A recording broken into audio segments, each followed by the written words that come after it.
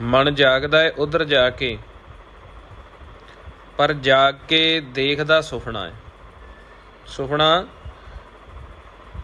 ਇਸ ਦੁਨਿਆਵੀ ਸੰਸਾਰ ਨੂੰ ਮਹਾਰਾਜ ਨੇ ਗੁਰਬਾਣੀ ਵਿੱਚ ਸੁਪਨਾ ਕਿਹਾ ਆ।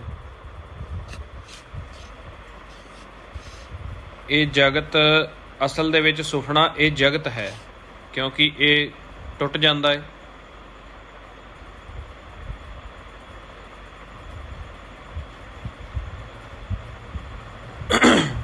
ਜਗਤ ਤੋਂ ਵੱਡਾ ਕੋਈ ਸੁਪਨਾ ਨਹੀਂ ਹੈਗਾ।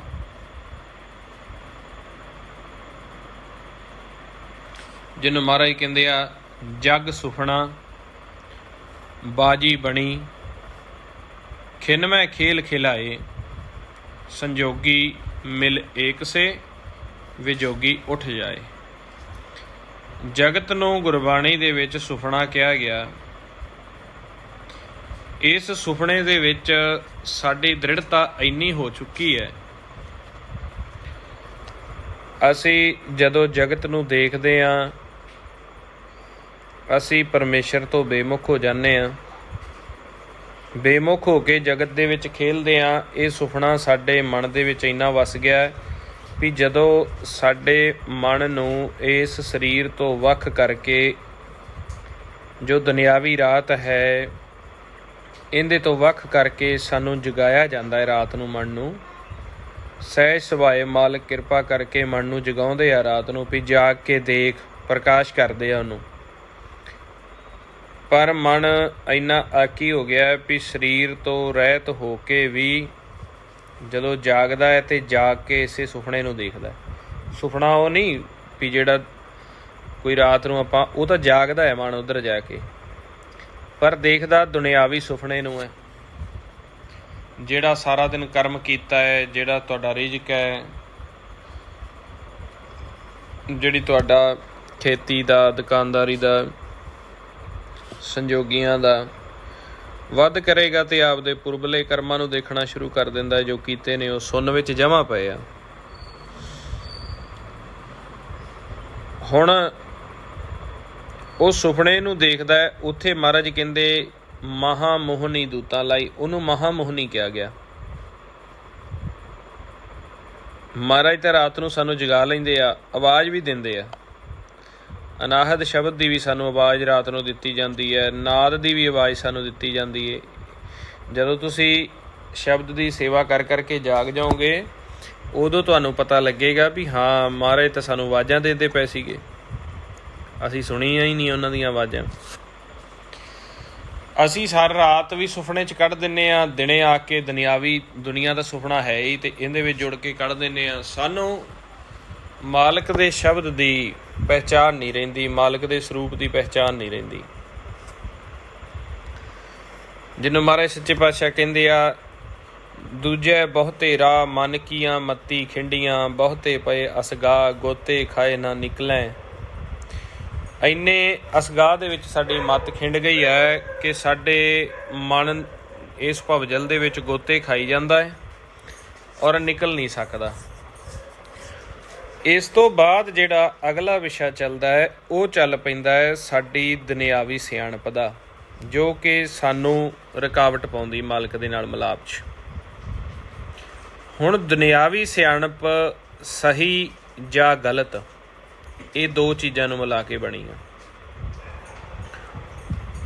ਊਂਚ ਜਾਂ ਨੀਚ ਨੂੰ, ਸਹੀ ਜਾਂ ਗਲਤ ਨੂੰ ਮਿਲਾ ਕੇ ਬਣੀ ਹੋਈ ਹੈ, ਪਾਪ ਜਾਂ ਪੁੰਨ ਨੂੰ ਮਿਲਾ ਕੇ ਬਣੀ ਹੋਈ ਹੈ। ਹੁਣ ਦੁਨਿਆਵੀ ਗਿਆਨ ਇੰਦਰੀਆਂ, ਕਰਮ ਇੰਦਰੀਆਂ, ਇਹ ਸਮਝਣ ਦਾ ਇੱਕ ਵਿਸ਼ਾ ਹੈ। ਦੁਨਿਆਵੀ ਗਿਆਨ ਇੰਦਰੀਆਂ ਨੇ ਜੋ ਸਾਡੀਆਂ ਹੱਥਾਂ, ਬਾਹਾਂ, ਲੱਤਾਂ, ਮਲ ਮੂਤ ਇੰਦਰੀਆਂ, ਅੱਖਾਂ, ਨੱਕ, ਕੰਨ, ਬੁੱਲ, ਮੁੱਖ, ਸਾਰਾ ਇਹ ਗਿਆਨ ਇੰਦਰੀਆਂ, ਪੰਜ ਗਿਆਨ ਇੰਦਰੀਆਂ, ਪੰਜ ਕਰਮ ਇੰਦਰੀਆਂ ਨੇ ਜੋ ਦੁਨਿਆਵੀ, ਇਹਨਾਂ ਨੇ ਪਰਮੇਸ਼ਰ ਨੂੰ ਦੇਖਿਆ ਨਹੀਂ, ਪ੍ਰਕਾਸ਼ ਸਰੂਪ 'ਚ ਨਹੀਂ ਦੇਖਿਆ। ਇਹ ਸਿਰਫ ਪਰਮੇਸ਼ਰ ਦਾ ਆਕਾਰ ਰੂਪ ਦੇਖ ਸਕਦੇ ਆ। ਦੁਨਿਆਵੀ ਗਿਆਨ ਇੰਦਰੀਆਂ, ਦੁਨਿਆਵੀ ਕਰਮ ਇੰਦਰੀਆਂ। ਜੋ ਸਾਡਾ ਦੁਨਿਆਵੀ ਦਿਮਾਗ ਹੈ, ਦੁਨਿਆਵੀ ਦਿਲ ਹੈ, ਦੁਨਿਆਵੀ ਸਰੀਰ ਹੈ, ਇਹ ਪਰਮੇਸ਼ਰ ਦਾ ਜੋ ਨਿਰੰਕਾਰ ਸਰੂਪ ਹੈ, ਅਰਬਾਂ ਖਰਬਾਂ ਸੂਰਜਾਂ ਦਾ ਪ੍ਰਕਾਸ਼ ਹੈ, ਉਹਨੂੰ ਦੇਖ ਨਹੀਂ ਸਕਦਾ, ਕਿਉਂਕਿ ਇਹ ਝੱਲ ਹੀ ਨਹੀਂ ਸਕਦਾ। ਪੰਜ ਤੱਤਾਂ ਦੁਆਰਾ ਮਾਲਕ ਨੂੰ ਨਹੀਂ ਦੇਖਿਆ ਜਾ ਸਕਦਾ, ਕਿਉਂਕਿ ਪੰਜ ਤੱਤ ਦ੍ਰਿਸ਼ਟਮਾਨ ਨੇ। ਆਪਾਂ ਤਾਂ ਇੱਕ ਸੂਰਜ ਦੇ ਪਾਸੇ ਨਹੀਂ ਅੱਖਾਂ ਮਿਲਾ ਕੇ ਦੇਖ ਸਕਦੇ, ਉਹ ਅਰਬਾਂ ਖਰਬਾਂ ਸੂਰਜਾਂ ਦਾ ਪ੍ਰਕਾਸ਼ ਹੈ। ਆਪਾਂ ਤਾਂ ਇੱਕ 100 ਵਾਟ ਦੇ ਬਲਬ ਨੂੰ ਨਹੀਂ ਦੇਖ ਸਕਦੇ ਲਗਾਤਾਰ। ਹੁਣ ਇਸ ਸਰੀਰ ਦੇ ਵਿੱਚ ਪਰਮੇਸ਼ਰ ਨੂੰ ਦੇਖਣ ਦੀ ਸਮਰੱਥਾ ਨਹੀਂ ਹੈਗੀ। ਇਹ ਬਣਿਆ ਹੀ ਰਜਗੁਣ, ਤਮਗੁਣ ਅਤੇ ਸਤਗੁਣ ਤੋਂ ਹੈ। ਇਹ ਪੰਜਾਂ ਤੱਤਾਂ ਦਾ ਬਣਿਆ ਹੋਇਆ। ਪਰਮੇਸ਼ਰ ਜਿਹੜਾ ਹੈ ਪੰਜਾਂ ਤੱਤਾਂ ਤੋਂ ਅਲੱਗ, ਉਹ ਪ੍ਰਕਾਸ਼ ਤੱਤ ਹੈ। ਇਸ ਕਰਕੇ ਜਿਹੜੀ ਦੁਨਿਆਵੀ ਸਰੀਰ ਦੀ ਮੱਤ ਹੈ ਇਹ ਪਰਮੇਸ਼ਰ ਨੂੰ ਮੰਨਦੀ ਨਹੀਂ। ਜਿੰਨੇ ਸਾਇੰਸਦਾਨ ਨੇ, ਜਿੰਨੇ ਗਿਆਨੀ ਆ, ਜਿੰਨੇ ਵੀ ਦੁਨਿਆਵੀ ਲੇਖਕ ਹੋਏ ਆ, ਇਹਨਾਂ ਨੇ ਪਰਮੇਸ਼ਰ ਦਾ ਇਸ ਕਰਕੇ ਵਿਰੋਧ ਕੀਤਾ ਹੈ ਕਿਉਂਕਿ ਇਹਨਾਂ ਨੇ ਸਿਰਫ ਸਰੀਰਕ ਗਿਆਨ ਇੰਦਰੀਆਂ, ਕਰਮ ਇੰਦਰੀਆਂ ਦਾ ਇਸਤੇਮਾਲ ਕੀਤਾ। ਅਤੇ ਤੁਸੀਂ ਵੀ ਇਹ ਬੜੀ ਭਲੀ ਭਾਂਤ ਸਮਝਦੇ ਹੋ ਵੀ ਜਿਹੜਾ ਆਪਣਾ ਸਰੀਰ ਜੋ ਚੀਜ਼ ਦੇਖਦਾ ਹੈ ਜਾਂ ਜੋ ਚੀਜ਼ ਮਹਿਸੂਸ ਕਰਦਾ ਹੈ ਸਿਰਫ ਉਹਦੇ ਬਾਰੇ ਹੀ ਬੋਲ ਸਕਦਾ ਹੈ, ਦੱਸ ਸਕਦਾ ਹੈ। ਜਿਹੜੀ ਚੀਜ਼ ਇਹਨੇ ਦੇਖੀ ਨਹੀਂ ਉਹਦੇ ਬਾਰੇ ਮੰਨਦਾ ਨਹੀਂ ਹੈ। ਤੁਸੀਂ ਕਲਪਨਾ ਵੀ ਜਿਹੜੀ ਹੈ ਨਾ ਉਸੇ ਚੀਜ਼ ਦੀ ਕਰ ਸਕਦੇ ਹੋ ਜੋ ਤੁਸੀਂ ਚੀਜ਼ ਦੇਖੀ ਆ। ਜਿਵੇਂ ਹੁਣ ਮੈਂ ਤੁਹਾਨੂੰ ਕਹਿ ਦਿਆਂ ਆਕਾਸ਼ ਦੇ ਵਿੱਚ ਇੱਕ ਅਣੂ ਹੈ। ਹੁਣ ਤੁਸੀਂ ਅਣੂ ਦੇਖਿਆ ਨਹੀਂ, ਪਰ ਤੁਹਾਡੀ ਬੋਡੀ ਨੂੰ ਜਦੋਂ ਮੈਂ ਕਿਹਾ ਆਕਾਸ਼ ਦੇ ਵਿੱਚ ਇੱਕ ਅਣੂ ਹੈ ਤਾਂ ਕਿਸੇ ਦਾ ਧਿਆਨ ਟੀਵੀ ਵਿੱਚ ਜਾਊਗਾ, ਕਿਸੇ ਦਾ ਨੈਸ਼ਨਲ ਜਿਓਗ੍ਰਾਫੀ ਵਿੱਚ ਜਾਊਗਾ, ਕਿਤੇ ਡਿਸਕਵਰੀ 'ਤੇ ਜਾਊਗਾ, ਕਿਸੇ ਦਾ ਯੂਟਿਊਬ 'ਤੇ ਜਾਊਗਾ, ਕਿਸੇ ਦਾ ਨੈੱਟ 'ਤੇ ਜਾਊਗਾ। ਜਿੱਥੋਂ ਤੁਹਾਡੇ ਸਰੀਰ ਨੇ ਇਸ ਚੀਜ਼ ਬਾਰੇ ਸੁਣਿਆ ਹੋਇਆ ਹੈ ਆਟੋਮੈਟਿਕ ਉੱਥੇ ਲੈ ਜਾਏਗਾ। ਮੈਂ ਕਹਿ ਦਿੰਦਾ ਜੀ ਦੇਵ ਲੋਕ ਦੇ ਵਿੱਚ ਪਰੀਆਂ ਰਹਿੰਦੀਆਂ ਨੇ ਅਤੇ ਸਹਿਜ ਸੁਭਾਅ ਤੁਹਾਡੇ ਅੱਗੇ ਦ੍ਰਿਸ਼ ਆ ਗਿਆ ਹੋਣਾ ਇੱਕ ਚਿੱਟੇ ਜਿਹੇ ਰੰਗ ਦੀ ਔਰਤ ਜਿਹਦੇ ਖੰਭ ਲੱਗੇ ਹੋਏ ਆ, ਕਿਉਂਕਿ ਤੁਹਾਨੂੰ ਟੀਵੀਆਂ 'ਚ ਉਹ ਦਿਖਾਈ ਗਈ ਆ। ਅਸਲ 'ਚ ਤੁਸੀਂ ਪਰੀ ਦੇਖੀ ਨਹੀਂ, ਪਰੀ ਕੀ ਹੁੰਦੀ ਹੈ। ਠੀਕ ਹੈ ਨਾ ਜੀ। ਜੋ ਚੀਜ਼ ਤੁਸੀਂ ਚਾਹੇ 50 ਸਾਲ ਪਹਿਲੋਂ ਦੇਖੀ ਜਾਂ ਸੁਣੀ ਸੀ, ਜਦੋਂ ਉਹਦਾ ਨਾਮ ਆਏਗਾ ਤੁਹਾਡੇ ਅੰਦਰ ਗਿਆਨ ਇੰਦਰੀਆਂ, ਕਰਮ ਇੰਦਰੀਆਂ ਦੇ ਵਿੱਚ ਮਹਾਰਾਜ ਨੇ ਸਿਸਟਮ ਐਸਾ ਫਿੱਟ ਕੀਤਾ, ਉਹ ਆਪੇ ਚੱਕ ਲਏਗਾ ਉਸ ਚੀਜ਼ ਨੂੰ। ਹੁਣ ਮੈਂ ਤੁਹਾਨੂੰ ਕਹਿ ਦਿਆਂ ਵੀ ਕੈਨੇਡਾ ਜਿਹੜਾ ਹੈ ਉਹਦੇ ਵਿੱਚ ਇੱਕ ਸ਼ਹਿਰ ਐਸਾ ਹੈ ਵੀ ਸੋਨੇ ਦਾ ਪਹਾੜ ਹੈ ਉੱਥੇ। ਤੁਸੀਂ ਦੇਖਿਆ ਤਾਂ ਨਹੀਂ, ਪਰ ਤੁਸੀਂ ਕੀ ਕੀਤਾ, ਪਹਿਲਾਂ ਪਹਾੜ ਨੂੰ ਇਮੈਜਿਨ ਕੀਤਾ, ਫਿਰ ਸੋਨੇ ਨੂੰ ਇਮੈਜਿਨ ਕੀਤਾ। ਸੋਨੇ ਨੂੰ ਇਮੈਜਿਨ ਕਰ ਰਹੇ ਹੋ ਕਿ ਵੱਡਾ ਪਹਾੜ ਹੋਵੇ, ਉਹਦੇ 'ਤੇ ਸੋਨਾ ਲੱਗਾ ਹੋਵੇ, ਜਿਵੇਂ ਦਰਬਾਰ ਸਾਹਿਬ 'ਤੇ ਲੱਗਾ ਹੈ ਉਵੇਂ ਉਹਦੇ 'ਤੇ ਲੱਗਾ ਹੈ। ਠੀਕ ਹੈ, ਤੁਸੀਂ ਐਕੂਰੇਟ ਨਹੀਂ ਜਿਹੜੀ ਚੀਜ਼ ਦੇਖੀ ਨਹੀਂ, ਪਰ ਜਿਹੜੀਆਂ ਚੀਜ਼ਾਂ ਤੁਸੀਂ ਸੁਣੀਆਂ ਹੋਈਆਂ ਨੇ ਉਹਨਾਂ ਨੂੰ ਮਿਲਾ ਕੇ ਤੁਸੀਂ ਫਿਰ ਉਹਦੀ ਕਲਪਨਾ ਕਰਦੇ ਹੋ। ਹੁਣ ਇਸੇ ਤਰੀਕੇ ਇਸ ਸਰੀਰ ਨੇ ਪ੍ਰਕਾਸ਼ ਨੂੰ ਦੇਖਿਆ ਹੀ ਨਹੀਂ, ਨਾ ਦੇਖ ਸਕਦਾ। ਕੀ ਤੁਸੀਂ ਇਹਦੇ ਦੁਆਰਾ ਪ੍ਰਮਾਤਮਾ ਦੀ ਕਲਪਨਾ ਕਰ ਸਕਦੇ ਹੋ? ਜਿਹਨੇ ਵੇਖਿਆ ਹੀ ਨਹੀਂ, ਨਾ ਵੇਖ ਸਕਦਾ। ਤੁਸੀਂ ਇਹਨੂੰ ਚੌਥੇ ਪਦ ਦੀ ਗੱਲ ਸਮਝਾਓਗੇ, ਇਹਨੇ ਸਮਝਣੀ ਨਹੀਂ। ਜਿਸ ਚਿੱਪ ਦੇ ਵਿੱਚ ਉਹ ਸ਼ਬਦ ਪਾਇਆ ਹੀ ਨਹੀਂ, 200 ਸ਼ਬਦ ਤੁਸੀਂ ਰਿਕਾਰਡ ਕਰ ਲਿਆ ਕਿਸੇ ਗੁਰਮੁਖ ਪਿਆਰੇ ਦਾ ਕੀਰਤਨ। ਹੁਣ ਤੁਸੀਂ ਜਿਹੜਾ ਕੀਰਤਨ ਦਾ ਸ਼ਬਦ ਲੱਭਣਾ ਚਾਹੁੰਦੇ ਹੋ, ਤੁਸੀਂ ਵਾਰ-ਵਾਰ 200 ਸ਼ਬਦਾਂ ਨੂੰ ਅੱਗੇ ਪਿੱਛੇ ਕਰਕੇ ਦੇਖ ਰਹੇ ਹੋ, ਲੱਭਦੇ ਵਿੱਚ ਹੈ ਹੀ ਨਹੀਂ, ਉਹ ਤੇ ਦਿਖੇਗਾ ਕਿਵੇਂ? ਇਸ ਕਰਕੇ ਜਿਹੜਾ ਸਮਝਦੇ ਪਏ ਹੋ ਨਾ, ਜਿਹੜੇ ਤੁਸੀਂ ਆ ਕਿੰਤੂ ਪਰੰਤੂ ਵਿੱਚ ਪੈ ਜਾਂਦੇ ਹੋ, ਜਦੋਂ ਮਨ ਮਿਲਾਪ ਕਰ ਲੈਂਦਾ ਹੈ ਨਾ, ਸੱਚ ਦੇ ਸਨਮੁਖ ਹੋ ਜਾਂਦਾ ਹੈ। ਇਹ ਜਿਹੜੇ ਦੁਨਿਆਵੀ ਗਿਆਨ ਇੰਦਰੇ, ਕਰਮ ਇੰਦਰੇ ਨੇ, ਇਹ ਮਨ ਨੂੰ ਅੰਤਰਗਤ ਸਵਾਲ ਕਰਦੇ ਨੇ ਵੀ ਜੇਕਰ ਪਰਮੇਸ਼ਰ ਹੈ ਤੇ ਕਿਵੇਂ ਹੈ, ਉਹ ਪ੍ਰਕਾਸ਼ ਕਿਵੇਂ ਹੈ, ਉਹ ਅਹਿਸਾਸ ਕਿਵੇਂ ਹੈ, ਐ ਸੋਨ ਮੰਡਲ ਕਿਵੇਂ ਹੋਊਗਾ, ਐ ਕਿਵੇਂ ਹੋਊਗਾ। ਇਹ ਇਮੈਜਿਨ ਕਰਦਾ, ਇਹਨੇ ਜੋ ਚੀਜ਼ਾਂ ਦੇਖੀਆਂ ਨੇ ਪੰਜਾਂ ਤੱਤਾਂ 'ਚ ਇਮੈਜਿਨ ਕਰ ਲੈਂਦਾ। ਇਸ ਕਰਕੇ ਤੁਸੀਂ ਜਿਹੜਾ ਸਰੀਰ ਕਰਕੇ ਦੇਖਿਆ ਨਹੀਂ, ਉਹ ਚੀਜ਼ ਤੁਸੀਂ ਇਮੈਜਿਨ ਵੀ ਨਹੀਂ ਕਰ ਸਕਦੇ। ਹੁਣ ਬਹੁਤੇ ਗੁਰਮੁਖ ਦੇਖੋ, ਉਹਨਾਂ ਨੂੰ ਆਪਾਂ ਪ੍ਰਕਾਸ਼ ਕਹਿੰਦੇ ਹਾਂ ਨਾ, ਵੱਧੋ ਵੱਧ ਸਰੀਰ ਦੇ ਵਿੱਚ ਜਦੋਂ ਕਹਿੰਦੇ ਨੇ ਸਾਨੂੰ ਜੀ ਵਾਈਟ ਕਲਰ ਦਾ ਪ੍ਰਕਾਸ਼ ਹੋ ਗਿਆ, ਚਿੱਟੇ ਰੰਗ ਦਾ ਪ੍ਰਕਾਸ਼ ਸਰੀਰ 'ਚ ਹੋ ਜਾਂਦਾ ਹੈ, ਕਿਉਂਕਿ ਤੱਤ ਹੈ। ਨੀਲੇ ਦਾ ਹੋ ਗਿਆ ਜੀ, ਮੱਧਮ ਜਿਹਾ ਹੋ ਗਿਆ ਜੀ, ਸਾਨੂੰ ਰਿੰਕਲਸ ਦਿਖਦੇ ਆ, ਸਾਨੂੰ ਛੋਟੇ ਛੋਟੇ ਤੱਤ ਦਿਖਦੇ ਆ। ਹੁਣ ਉਹ ਸਰੀਰ ਕਰਕੇ ਦੇਖਦੇ ਆ, ਮਨ ਕਰਕੇ ਨਹੀਂ ਦੇਖਦੇ।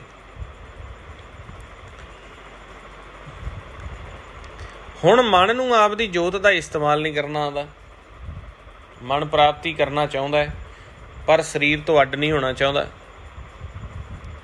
ਮਨ ਦੀਆਂ 5 ਗਿਆਨ ਇੰਦਰੀਆਂ ਨੇ, 5 ਕਰਮ ਇੰਦਰੀਆਂ ਨੇ, ਇਹਨਾਂ ਨੇ ਇਹਨੂੰ ਦੁਨਿਆਵੀ ਫੁਰਨਾ ਹੀ ਦੇਣਾ, ਕਿਉਂਕਿ ਜਿਹੜੀ ਚੀਜ਼ ਵਿੱਚ ਪਰਮੇਸ਼ਰ ਹੈ ਹੀ ਨਹੀਂ। ਹਾਂ, ਇਹਦੇ ਰਾਹੀਂ ਤੁਸੀਂ ਸਮਝ ਕੇ ਫਿਰ ਉਸ ਤੋਂ ਬਾਅਦ ਤੁਸੀਂ ਮਨ ਨੂੰ ਉਸ ਪੁਆਇੰਟ 'ਤੇ ਸੁੰਨ ਦੇ ਦਰ 'ਤੇ ਲਿਜਾ ਕੇ ਬਿਠਾ ਦਿਓ, ਫਿਰ ਇਹ ਸਰੀਰ ਪਿੱਛੇ ਰਹਿ ਜਾਏਗਾ, ਮਨ ਹੀ ਦਰਸ਼ਨ ਕਰੇਗਾ ਮਾਲਕ ਦੇ। ਜਦੋਂ ਤੁਸੀਂ ਆਮ 12 ਖਾਲੀ ਖਲਾ ਦੇ ਵਿੱਚ ਵੀ ਦਰਸ਼ਨ ਕਰਦੇ ਹੋ, ਉਹ ਮਨ ਹੀ ਦਰਸ਼ਨ ਕਰਦਾ ਦਿਵ ਦ੍ਰਿਸ਼ਟੀ ਦੁਆਰਾ। ਸਰੀਰ ਨੂੰ ਅਹਿਸਾਸ ਨਹੀਂ ਹੁੰਦਾ ਉਸ ਚੀਜ਼ ਦਾ, ਇਹਨੂੰ ਸਿਰਫ ਇੱਕ ਅਹਿਸਾਸ ਹੁੰਦਾ ਹੈ, ਸੁੰਨ ਤੱਕ ਦਾ ਅਹਿਸਾਸ ਹੋ ਜਾਂਦਾ, ਸਹਿਜ ਤੱਕ ਦਾ ਹੋ ਜਾਂਦਾ।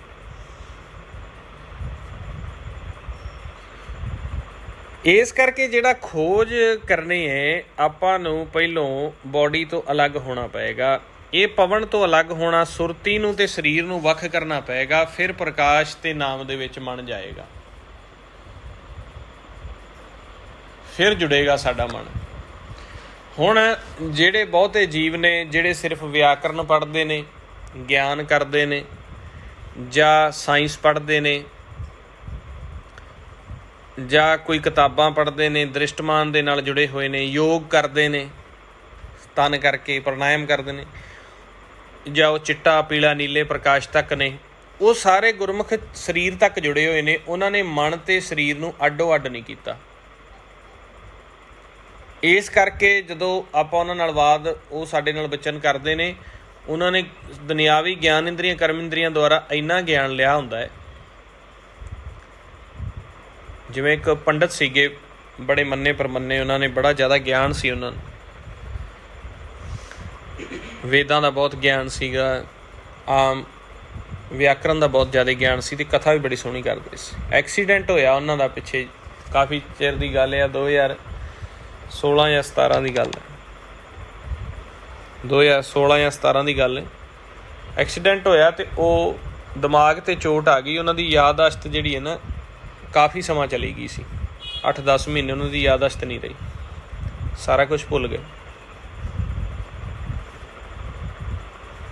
ਹੁਣ ਜਦੋਂ ਸਾਰਾ ਕੁਛ ਭੁੱਲ ਗਏ, ਕਾਹਦੇ ਪੰਡਤ ਰਹਿ ਗਏ? ਜਿਹੜਾ ਦੁਨਿਆਵੀ ਗਿਆਨ ਇੰਦਰੀਆਂ ਕਰਮ ਇੰਦਰੀਆਂ ਕਰਕੇ ਆਪਦਾ ਗਿਆਨ ਬਣਾਇਆ ਹੋਇਆ ਸੀ, ਪੜ੍ਹ ਕੇ ਜਾਂ ਸਿੱਖ ਕੇ, ਉਹ ਦਿਮਾਗ ਦੀ ਕੋਈ ਨਸ ਦੱਬ ਗਈ, ਬਾਅਦ 'ਚ ਆ ਵੀ ਗਈ ਯਾਦਾਸ਼ਤ ਉਹਨਾਂ ਦੀ, ਪਰ ਭੁੱਲ ਗਏ। ਫਿਰ ਐਸਾ ਗਿਆਨ ਜਿਹੜਾ ਭੁੱਲ ਜਾਵੇ, ਤਾਂ ਹੀ ਜਦੋਂ ਸਾਡੇ ਸੂਖਮ ਨੂੰ ਦੇਹੀ ਤੋਂ ਵੱਖ ਕਰਕੇ ਅਗਲੀ ਜੂਨ ਵਿੱਚ ਪਾ ਦਿੱਤਾ ਜਾਂਦਾ ਹੈ।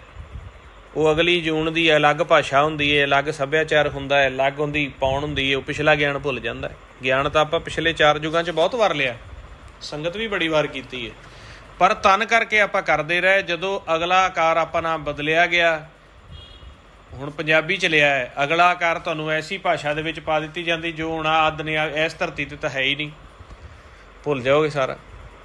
ਅਤੇ ਨਾਲੇ ਤੁਸੀਂ ਪਵਨ 'ਚ ਗਿਆਨ ਲਿਆ, ਪਵਨ ਦਾ ਗਿਆਨ ਫਿਰ ਨਹੀਂ। ਉਹ ਬ੍ਰਾਹਮਣ ਜੀ ਜਿਹੜੇ ਸੀਗੇ, ਚੰਡੀਗੜ੍ਹ ਤੋਂ ਅਗਾਂਹ ਇੱਧਰ ਕੋਈ ਕਾਲੇ ਅੰਬ ਦੇ ਲਾਗੇ ਪੈਂਦਾ ਸੀ ਉਹਨਾਂ ਦਾ ਇਲਾਕਾ, ਉੱਥੋਂ ਦੇ ਸੀ, ਪਟਿਆਲੇ ਆਉਂਦੇ ਹੁੰਦੇ ਸੀ ਯੂਨੀਵਰਸਿਟੀ 'ਚ ਜਦੋਂ ਅਸੀਂ ਪੜ੍ਹਦੇ ਹਾਂ। ਉਹ ਫਿਰ ਉਹਨਾਂ ਨੂੰ ਪਤਾ ਨਾ ਲੱਗੇ। ਉਸ ਤੋਂ ਬਾਅਦ ਫਿਰ ਜਦੋਂ ਉਹਨਾਂ ਦੀ ਹੌਲੀ ਹੌਲੀ ਆਈ, ਫਿਰ ਕਾਫੀ ਚਿਰ ਤਾਂ ਉਹ ਕਹਿੰਦੇ ਵੀ ਮੈਂ ਤਾਂ ਅਭਿਆਸ ਹੀ ਛੱਡਤਾ, ਡਰ ਗਏ। ਫਿਰ ਵਿਚਾਰ ਹੋਈ ਸੀ, ਉਹਨਾਂ ਦੀ ਉਮਰ ਉਦੋਂ 48 ਸਾਲ ਹੋ ਗਈ ਸੀ, ਵੀ ਇਹ ਹੁਣ ਤੁਸੀਂ ਦੱਸੋ ਫਾਇਦਾ ਕੀ ਹੋਇਆ ਇੰਨੇ ਗਿਆਨ ਦਾ, ਇੰਨੇ ਮੰਤਰ ਜਾਪ ਦਾ? ਭੁੱਲ ਗਿਆ। ਫਿਰ ਵੀ ਜਦੋਂ ਆਈ ਉਨੀ ਯਾਦਾਸ਼ਤ ਨਹੀਂ ਹੁੰਦੀ ਆਈ। ਹੁਣ ਜਿਹੜਾ ਸੁਰਤ ਦਾ ਗਿਆਨ ਹੈ, ਨਾਮ ਦੇ ਵਿੱਚ ਤੁਸੀਂ ਸਮਾ ਗਏ ਨਾ, ਇਹ ਸ਼ਬਦ ਦਾ ਜਿਹੜਾ ਗਿਆਨ ਹੈ ਇਹ ਚੰਗੇ ਤੋਂ ਜਾਂ ਮੰਦੇ ਤੋਂ, ਹੁਣ ਜਿਹੜਾ ਸਰੀਰ ਦੇ ਵਿੱਚ ਗਿਆਨ ਪੈ ਗਿਆ ਉਹ ਸਹੀ ਜਾਂ ਗਲਤ, ਗਿਆਨ ਇੰਦਰੀਆਂ ਨੇ ਜਿਹੜਾ ਤੁਹਾਡੇ ਅੰਦਰ ਗਿਆਨ ਪੈ ਗਿਆ ਨਾ, ਇਹਨਾਂ ਨੇ ਪਰਮੇਸ਼ਰ ਤਾਂ ਵੇਖਿਆ ਹੀ ਨਹੀਂ। ਇਹ ਤਾਂ ਤੁਹਾਨੂੰ ਆਪ ਦੇ ਹਿਸਾਬ ਨਾਲ ਵੀ ਆਹ ਸਹੀ ਹੈ, ਆਹ ਗਲਤ ਹੈ, ਆਹ ਸਹੀ ਹੈ, ਆਹ ਗਲਤ ਹੈ, ਆਹ ਗਲਤ ਹੈ, ਆਹ ਐ ਨਹੀਂ, ਆਹ ਉਹ ਨਹੀਂ, ਆਹ ਐ ਨਹੀਂ, ਇਹਨਾਂ ਤਾਂ ਐਵੇਂ ਹੀ ਕਰੀ ਜਾਣਾ। ਜਿਵੇਂ ਮੈਂ ਬ੍ਰਾਹਮਣ ਦੀ ਗੱਲ ਸੁਣਾਈ ਹੈ, ਹੁਣ ਜਦੋਂ ਇਹ ਗਿਆਨ ਇੰਦਰੀਆਂ ਲੋਹ ਹੋ ਗਈਆਂ, ਜਿਵੇਂ ਆਪਾਂ ਪੜ੍ਹਦੇ ਹਾਂ ਵੀ 40 ਸਾਲ ਤੋਂ ਬਾਅਦ 40 ਸਾਲ ਤੱਕ ਇੱਕ ਬੰਦੇ ਦੀ ਮੱਤ ਬਣਦੀ ਹੈ, ਜਿੰਨੀ ਵੀ ਉਹ ਗੇਨ ਕਰ ਲਵੇ। 40 ਸਾਲ ਤੋਂ ਬਾਅਦ ਜਿਹੜਾ ਉਹਦਾ ਦਿਮਾਗ ਹੈ ਨਾ, ਜੋ ਉਹਨੇ 40 ਸਾਲ ਤੱਕ ਗੇਨ ਕੀਤਾ, ਉਸ ਤੋਂ ਬਾਅਦ ਉਹ ਝੜਨਾ ਸ਼ੁਰੂ ਹੋ ਜਾਂਦਾ। ਫਿਰ ਯਾਦਾਸ਼ਤ ਨਹੀਂ ਬਣਦੀ, ਦਿਮਾਗ ਦੇ ਬੋਨਸ ਕਮਜ਼ੋਰ ਹੋ ਜਾਂਦੇ ਨੇ, ਉਹ ਸੈੱਲ ਝੜਨੇ ਸ਼ੁਰੂ ਹੋ ਜਾਂਦੇ ਨੇ। ਫਿਰ ਬੰਦਾ ਪੁਰਾਣੀਆਂ ਯਾਦਾਂ ਰਿਪੀਟ ਕਰਨ ਲੱਗ ਜਾਂਦਾ। ਜਿਵੇਂ ਆਪਾਂ ਦੇਖਦੇ ਹਾਂ, ਜਿਵੇਂ ਜਿਵੇਂ ਬੰਦਾ ਬਜ਼ੁਰਗ ਹੁੰਦਾ ਜਾਂਦਾ, ਬਚਪਨ ਯਾਦ ਕਰਦਾ, ਪੁਰਾਣੇ ਘਰ ਯਾਦ ਕਰਦਾ, ਅਤੇ ਉਹ ਚੰਗੇ ਮੰਦੇ ਦੀ ਮੱਤ ਏ। ਇਸ ਕਰਕੇ ਅਸੀਂ ਜਿਹੜਾ ਦੁਨਿਆਵੀ ਗਿਆਨ ਹੈ, ਮਹਾਰਾਜ ਨੇ ਜਿਹੜੀ ਗੱਲ ਕਹੀ ਹੈ, ਸਹਿਜ ਸਿਆਣਪਾ ਲੱਖੋਂ ਮੈਂ ਤਾਂ ਇੱਕ ਨੇ ਚੱਲੇ ਨਾਲ, ਇਹਦੇ ਆਧਾਰ 'ਤੇ ਅਸੀਂ ਰੱਬ ਨੂੰ ਸੋਚਣਾ ਸ਼ੁਰੂ ਕਰ ਦਿੰਦੇ ਹਾਂ। ਇੱਥੇ ਅਸੀਂ ਫਸ ਜਾਂਦੇ ਹਾਂ। ਇਹ ਤੁਸੀਂ ਦੁਨਿਆਵੀ ਗਿਆਨ ਵਿੱਚ ਹੀ ਹਿੰਦੂ ਬਣੇ ਹੋਏ ਹੋ, ਅਤੇ ਤੁਸੀਂ ਗਿਆਨ ਕਰ ਕਰਕੇ ਹੁਣ ਇੱਕ ਮੰਨ ਲਓ ਤੁਸੀਂ ਇੱਕ ਸਿੱਖ ਹੈ, ਇੱਕ ਹਿੰਦੂ ਹੈ, ਇੱਕ ਮੁਸਲਮਾਨ ਹੈ, ਤਿੰਨੋਂ ਕਾਰ ਵਿੱਚ ਜਾਂਦੇ ਨੇ। ਜਿਵੇਂ ਉਹ ਬ੍ਰਾਹਮਣ ਨਾਲ ਮੈਂ ਤਾਂ ਅੱਖੀਂ ਦੇਖਿਆ ਹੋਇਆ, ਬਣੀ ਆ, ਐਕਸੀਡੈਂਟ ਹੋ ਗਿਆ, ਤਿੰਨਾਂ ਦੀ ਯਾਦਾਸ਼ਤ ਚਲੀ ਗਈ। ਹੁਣ ਦੱਸੋ ਤਿੰਨਾਂ 'ਚੋਂ ਕਿਹੜਾ ਹਿੰਦੂ ਹੈ? ਹਿੰਦੂ ਕਹਿ ਦੇਗਾ ਮੈਂ ਹਿੰਦੂ ਹਾਂ, ਸਿੱਖ ਕਹਿ ਦੇਗਾ ਮੈਂ ਸਿੱਖ ਹਾਂ। ਕਿਸੇ ਨੂੰ ਕੁਛ ਨਹੀਂ ਪਤਾ। ਯਾਦ ਹੈ ਤਾਂ ਧਰਮ ਹੈ, ਯਾਦ ਹੈ ਤਾਂ ਜਾਤ ਹੈ, ਯਾਦ ਹੈ ਤਾਂ ਸਾਰਾ ਕੁਛ ਹੈ। ਇਹ ਸੋਚਣ ਵਾਲੀ ਗੱਲ ਹੈ। ਅਤੇ ਫਿਰ ਵਿਚਾਰਾਂ ਦਾ ਹੀ ਧਰਮ ਹੋਇਆ ਨਾ। ਮਹਾਰਾਜ ਜਿਹੜੀ ਗੱਲ ਕਰਦੇ ਨੇ, ਇਹ ਵਿਚਾਰ ਖਤਮ ਹੁੰਦੇ ਨੇ ਅਤੇ ਨਾਦ ਜਦੋਂ ਚੱਲਦਾ ਉਦੋਂ ਧਰਮ ਸ਼ੁਰੂ ਕਰਦੇ ਪਏ ਨੇ। ਇਹ ਯਾਦ ਵਿੱਚ ਨਹੀਂ ਆਉਂਦਾ। ਸਾਡੀਆਂ ਗਿਆਨ ਇੰਦਰੀਆਂ, ਕਰਮ ਇੰਦਰੀਆਂ ਸਾਥ ਵੀ ਛੱਡ ਜਾਣ, ਸ਼ਬਦ ਸਾਡੇ ਅੰਦਰ ਚੱਲਦਾ ਰਹੇਗਾ, ਬੰਦ ਨਹੀਂ ਹੋਏਗਾ, ਅੰਮ੍ਰਿਤ ਚੱਲਦਾ ਰਹੇਗਾ। ਜਦੋਂ ਸ਼ਬਦ ਦੇ ਚਰਨਾਂ 'ਚ ਸਾਡੀ ਪ੍ਰੀਤ ਪੈ ਗਈ, ਅਸੀਂ ਬੇਸ਼ੱਕ ਭੁੱਲ ਜਾਈਏ, ਸ਼ਬਦ ਸਾਡੀ ਸੁਰਤੀ ਨੂੰ ਚੱਕ ਲਏਗਾ। ਸਾਡਾ ਜਾਮਾ ਸੇਫ ਹੋ ਜਾਏਗਾ ਜੇਕਰ ਅਸੀਂ ਆਪ ਦੇ ਹੁੰਦਿਆਂ ਸੁਣਦਿਆਂ ਸਾਡਾ ਸਰੀਰ ਦਾ ਬਲ ਹੈ, ਸਮਰੱਥਾ ਹੈ, ਸ਼ਬਦ ਦੀ ਪ੍ਰਾਪਤੀ, ਨਾਮ ਸੱਚ ਦੀ ਪ੍ਰਾਪਤੀ ਕਰ ਲੈਂਦੇ ਹਾਂ ਨਾ। ਸਾਡੇ ਨਾਲ ਕੋਈ ਪੁਰਬਲੇ ਕਰਮਾਂ ਕਰਕੇ ਮਿਸ ਹੈਪਨਿੰਗ ਹੋ ਵੀ ਜਾਂਦੀ ਹੈ, ਸਾਡੀ ਬੋਡੀ ਵਿੱਚ ਕੋਈ ਮਿਸ ਹੈਪਨਿੰਗ ਹੋ ਜਾਂਦੀ ਹੈ, ਤਾਂ ਸਾਨੂੰ ਸਵਾਸ ਖਤਮ ਹੋਣ 'ਤੇ ਮੁਕਤ ਕੀਤਾ ਜਾਏਗਾ। ਕਿਉਂਕਿ ਮਹਾਰਾਜ ਇਹ ਨਹੀਂ ਕਹਿੰਦੇ ਵੀ ਤੂੰ ਸ਼ਬਦ ਦੀ ਪ੍ਰਾਪਤੀ ਤੋਂ ਬਾਅਦ ਗਿਆਨ ਕਿੰਨਾ ਕੁ ਕਰ ਲੈਂਦਾ ਹੈ, ਜਾਂ ਤੂੰ ਦੂਸਰਿਆਂ ਨੂੰ ਕਿੰਨਾ ਕੁ ਸਮਝਾ ਲੈਂਦਾ। ਨਹੀਂ, ਸ਼ਬਦ ਦੀ ਪ੍ਰਾਪਤੀ ਦੈਟਸ ਇਨਫ। ਇਹ ਗਿਆਨ ਹੈ ਜੀ। ਸ਼ਬਦ ਦੀ ਪ੍ਰਾਪਤੀ ਤੋਂ ਬਾਅਦ ਕੋਈ ਕਥਾ ਕਰੇ, ਪ੍ਰਚਾਰ ਕਰੇ, ਜ਼ਰੂਰੀ ਨਹੀਂ ਹੈਗਾ ਵੀ ਤੁਸੀਂ ਸ਼ਬਦ ਦੀ ਪ੍ਰਾਪਤੀ ਤੋਂ ਬਾਅਦ ਸਾਰਿਆਂ ਨੇ ਪ੍ਰਚਾਰ ਹੀ ਕਰਨਾ। ਉਹ ਤਾਂ ਗੁਰਮੁਖ ਚਾਹੁੰਦੇ ਨੇ, ਉਹ ਕਰਦੇ ਨੇ ਪ੍ਰਚਾਰ। ਮਹਾਰਾਜ ਨੇ ਤਾਂ ਨਹੀਂ ਕਿਹਾ, ਉਹ ਤਾਂ ਕਹਿੰਦੇ ਨੇ ਵੀ ਜਿੱਥੋਂ ਤੱਕ ਹੁੰਦਾ ਦੱਸੋ। ਕੱਲ ਤਾਤੀ ਠੰਡਾ ਹਰਨਾਓ, ਕਲਯੁੱਗ ਦੀਆਂ ਤੱਤੀਆਂ ਹਵਾਵਾਂ ਨੇ, ਤੁਸੀਂ ਠੰਡਾ ਨਾਮ ਵੀ ਆਪਦੀ ਫੈਮਿਲੀ ਦੇ ਵਿੱਚ ਕਰੋ। ਆਪਦਾ ਕਈ ਵਾਰੀ ਹੁਣ ਗੁਰਮੁਖਾਂ ਦਾ ਕਿਰਤੀ ਐਸਾ ਹੁੰਦਾ ਹੈ, ਉਹ ਨਾਮ ਸੱਚ ਦੀ ਜਿਹੜੀ ਆ ਆਰਾਧਨਾ ਕਰ ਸਕਦੇ ਨੇ, ਪ੍ਰਚਾਰ ਨਹੀਂ ਕਰਦੇ। ਹਾਂ, ਜੇ ਪ੍ਰਚਾਰ ਕਰਾਂਗੇ ਸਾਡਾ ਹੋਰ ਬਲ ਜੁੜੇਗਾ। ਹੋਰ ਮਤਲਬ ਕਾਫੀ ਜੀਵ ਐਸੇ ਨੇ, ਉਹ ਫਿਰ ਆਪਦਾ ਦੁਨਿਆਵੀ ਕਿਰਤ ਵੀ ਕਰੀ ਜਾਂਦੇ ਆ, ਨਾਲ ਪ੍ਰਚਾਰ ਵੀ ਕਰੀ ਜਾਂਦੇ ਆ। ਕਈ ਤਾਂ ਫਿਰ ਸਾਰਾ ਕੁਛ ਤੰਨਾ ਬੁਰਨਾ ਤਿਆਗ ਕੇ, ਸਾਰਾ ਕੁਛ ਛੱਡ ਛਡਾ ਕੇ ਫਿਰ ਇੱਧਰ ਆ ਜਾਂਦੇ ਨੇ। ਉਹ ਐਸੇ, ਉਹ ਤਾਂ ਫਿਰ ਆਪ ਦੇ ਮਨ ਦਾ ਪਿਆਰ ਹੈ, ਅਵਸਥਾ ਹੈ। ਇਹ ਹੈ ਸਾਰਾ ਦੁਨਿਆਵੀ, ਪ੍ਰਚਾਰ ਵੀ ਦੁਨਿਆਵੀ ਆ। ਜਾ ਕੇ ਕਿਸੇ ਨੂੰ ਕਨਵਿੰਸ ਕਰਨਾ, ਦੱਸਣਾ, ਇਹ ਸਭ ਦੁਨਿਆਵੀ ਆ। ਜਿਹੜੀ ਭਗਤੀ ਮਿਲਾਪ ਏ ਉਹ ਤਾਂ ਅਨਾਹਦ ਨਾਦ ਏ। ਬਸ ਨਾਦ ਦੇ ਲਈ ਤੁਹਾਨੂੰ ਕਿੰਨਾ ਕੁ ਗਿਆਨ ਹੈ, ਸਮਝਦੇ ਹੋ, ਜਾਂ ਕਿੰਨੀ ਕੁ ਤੁਸੀਂ ਕਥਾ ਕਰ ਲੈਂਦੇ ਹੋ, ਜਾਂ ਕਿੰਨਾ ਕੁ ਤੁਸੀਂ ਸਿਆਣੇ ਹੋ, ਇਹ ਨਹੀਂ ਵੇਖਿਆ ਜਾਂਦਾ। ਬਸ ਸੁਰਤ ਚੁੱਭ ਗਈ ਨਾ ਜਾ ਕੇ ਉੱਥੇ। ਇਸ ਕਰਕੇ ਹੁਣ ਕਈ ਗੁਰਮੁਖ ਕਹਿੰਦੇ ਨੇ ਸਾਨੂੰ ਸਿਮਰਨ ਕਰਕੇ ਨਾ ਰੋਣਾ ਬਹੁਤ ਆਉਂਦਾ ਜੀ, ਅਸੀਂ ਰੋਂਦੇ ਹਾਂ। ਉਹਨਾਂ ਨੂੰ ਲੱਗਦਾ ਵੀ ਸ਼ਾਇਦ ਅਸੀਂ ਸਿਮਰਨ ਕਰਕੇ ਰੋਵਾਂਗੇ, ਰੋ ਕੇ ਪਰਮਾਤਮਾ ਨੂੰ ਦਿਖਾਵਾਂਗੇ, ਉਹ ਕਨਵਿੰਸ ਹੋ ਜਾਏਗਾ ਸਾਡੇ ਲਈ ਵੀ ਯਾਰ ਇਹ ਤਾਂ ਰੋਂਦਾ ਪਿਆ, ਮੈਂ ਜਾਵਾਂ। ਅਸੀਂ ਇੰਨਾ ਰੋਂਦੇ ਹਾਂ ਜੀ, ਰੱਬ ਆਉਂਦਾ ਕਿਉਂ ਨਹੀਂ? ਇਹੀ ਤਾਂ ਕਹਿੰਦੇ ਹਾਂ, ਰੋਣਾ ਤਾਂ ਭਾਵ ਵਿੱਚ ਹੈ, ਗਿਆਨ ਵਿੱਚ ਹੈ। ਪਰਮੇਸ਼ਰ ਤੁਹਾਡਾ ਭਾਵ ਅਭਾਵ ਨਹੀਂ ਦੇਖਦਾ। ਮਹਾਰਾਜ ਕਹਿੰਦੇ ਨੇ ਭਾਵ ਅਭਾਵ ਵਿਹੂਣਾ। ਇੱਕ ਅੱਜ ਲਿੰਕ ਭੇਜਿਆ ਗੁਰਮੁਖਾਂ ਨੇ, ਨਵੇਂ ਜੱਗ ਕਊਆ ਮੁਖ ਚੁੰਝ ਗਿਆਨ, ਨਵੇਂ ਪ੍ਰਚਾਰਕ ਉੱਠ ਰਹੇ ਨੇ। ਉਹ ਗੁਰਮੁਖਾਂ ਨੇ ਰੋ ਕੇ ਇੱਕ ਮਤਲਬ ਨਾ ਵਾਹਿਗੁਰੂ ਕੀਤਾ ਹੋਇਆ। ਜਿਵੇਂ ਆਪਾਂ ਤਾਂ ਸਵਾਸ ਗ੍ਰਾਸ ਕਰਦੇ ਹਾਂ ਤਾਂ ਕਿ ਸੁਰਤੀ ਉੱਪਰ ਉੱਠੇ, ਉਹਨਾਂ ਲਿਖਿਆ ਜੀ, ਬੈਰਾਗ ਦੇ ਵਿੱਚ ਮਾਲਕ ਨੂੰ ਖੁਸ਼ ਕਰਨ ਦੀ ਵਾਹਿਗੁਰੂ ਵਾਲੀ ਜੁਗਤੀ। ਅਤੇ ਉਹ ਗੁਰਮੁਖ ਹੁਣ ਮੈਂ ਤਾਂ ਕਰਕੇ ਦਿਖਾ ਨਹੀਂ ਸਕਦਾ, ਮਤਲਬ ਨਾਲ ਰੋਂਦੇ ਪਏ ਨੇ, ਨਾਲ ਵਾਹਿਗੁਰੂ ਕਰਦੇ ਪਏ ਨੇ। ਮੈਂ ਮਜ਼ਾਕ ਨਹੀਂ ਕਰਦਾ, ਮਤਲਬ ਇਸ ਤਰ੍ਹਾਂ ਤੁਹਾਨੂੰ ਥੋੜ੍ਹਾ ਜਿਹਾ ਦਿਖਾਇਆ। ਅਤੇ ਬੈਰਾਗ ਸਿਮਰਨ ਕਿਤੇ ਗੁਰਬਾਣੀ 'ਚ ਨਹੀਂ ਲਿਖਿਆ। ਮਹਾਰਾਜ ਤੇ ਕਹਿੰਦੇ, ਮਨ ਕਿਉਂ ਵਿਰਾਗ ਕਰੇਗਾ ਸਤਿਗੁਰ ਮੇਰਾ ਪੂਰਾ। ਹੁਣ ਜਦੋਂ ਆਪਾਂ ਰੋਣਾ ਸ਼ੁਰੂ ਕਰਤਾ ਸਿਮਰਨ ਕਰਦਿਆਂ, ਸਾਡਾ ਧਿਆਨ ਰੋਣ ਵਿੱਚ ਆ ਗਿਆ, ਸਿਮਰਨ ਤੋਂ ਸੁਰਤੀ ਨਿਕਲ ਗਈ। ਰੋਂਦਾ ਕੌਣ ਪਿਆ? ਸਾਡਾ ਸਰੀਰ, ਸਾਡੀਆਂ ਦੁਨਿਆਵੀ ਗਿਆਨ ਇੰਦਰੀਆਂ, ਕਰਮ ਇੰਦਰੀਆਂ, ਅਤੇ ਸਾਰੀ ਸੁਰਤੀ ਇਕੱਠੀ ਹੋ ਕੇ ਗਿਆਨ ਇੰਦਰੀਆਂ, ਕਰਮ ਇੰਦਰੀਆਂ 'ਚ ਆ ਗਈ। ਸਰੀਰ ਰੋਈ ਜਾ ਰਿਹਾ, ਮਨ ਵੀ ਨਾਲ ਰੋਈ ਜਾ ਰਿਹਾ। ਗਾਂ ਤਾਂ ਐਂ ਥੋੜ੍ਹਾ ਨਾ ਪ੍ਰਕਾਸ਼ ਹੋ ਜਾਊਗਾ, ਸਾਰੇ ਹੀ ਰੋਜ਼ ਰੋ ਲੈਣ ਫਿਰ ਤਾਂ 8-10 ਘੰਟੇ ਰੋਵੋ, ਪਰਮੇਸ਼ਰ ਆ ਜਾਣਗੇ। ਨਹੀਂ, ਇਹ ਤਾਂ ਇੱਕ ਦੁਨਿਆਵੀ ਭਾਵ ਹੈ ਨਾ ਜੀ, ਰੋਣਾ ਹੱਸਣਾ।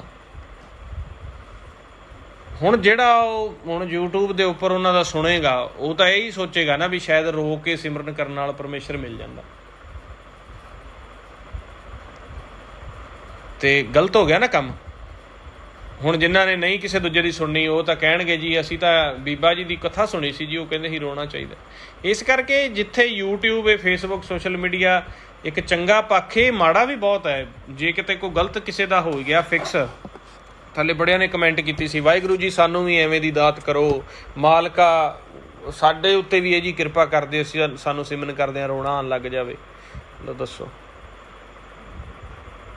ਅਸੀਂ ਕਹਿੰਦੇ ਪਏ ਹਾਂ ਵੀ ਗਿਆਨ ਵੀ ਛੱਡਣਾ, ਹੱਸਣਾ, ਰੋਣਾ, ਖਾਣਾ ਪੀਣਾ, ਸਾਰੀ ਚੀਜ਼ ਤੋਂ ਉੱਪਰ ਸੁਣ ਦਾ ਮਤਲਬ ਕੀ ਹੋ ਗਿਆ? ਉੱਥੇ ਕੋਈ ਵੀ ਭਾਵ ਹੈ ਹੀ ਨਹੀਂ ਗਾ।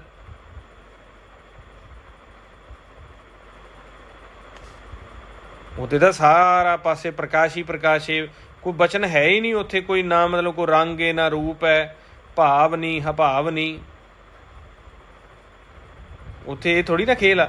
ਹੁਣ ਤਾਂ ਹੀ ਤਾਂ ਮਹਾਰਾਜ ਸੱਚੇ ਪਾਤਸ਼ਾਹ ਨੇ ਕਿਹਾ ਆ, ਬਾਲਮੀਕ ਸੁਪਚਾਰੋ ਤਰਿਓ ਬਦਕ ਤਰੇ ਵਿਚਾਰੇ, ਇੱਕ ਨਿਮਖ ਮਨ ਮਾਇਆ ਰਾਧਿਓ ਗਜਪਤ ਪਾਰ ਉਤਾਰੇ, ਕੀਨੀ ਰੱਖਿਆ ਭਗਤ ਪ੍ਰਹਲਾਦੇ ਹਰਨਾਕਸ਼ ਨਖਿਆ ਬਿਦਾਰੇ, ਬਿਦਰ ਦਾਸੀ ਸੁਤ ਭਇਓ ਪੁਨੀਤਾ ਸਗਲੇ ਕੋਲ ਉਜਾਰੇ। ਵੀ